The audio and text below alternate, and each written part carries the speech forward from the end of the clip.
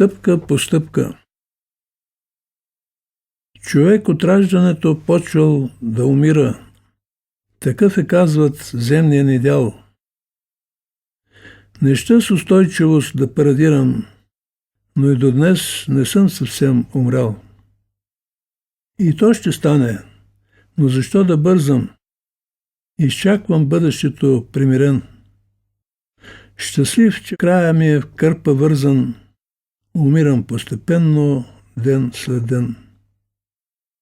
Най-първо май загубих обоняние. Какво предимство, ако си гнослив? Сред този бит, тъй беден на ухания и тъй богат с противни миризми.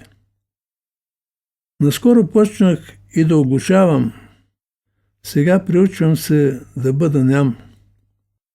През тези дни на нетърпима врява най-мъдро е да си говориш сам.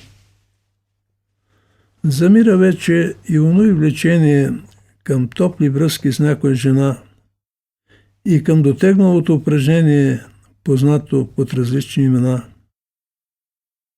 Не ме гнети от слабащата памет. Защо ми е да помня този живот, изпълнен с толкова заблуди и измами? Забравата, какъв гръмотвод! Благодарение на лошото ми зрение, светът все повече изглежда сън. Зато и развивам ценното умение да гледам себе си, а не навън.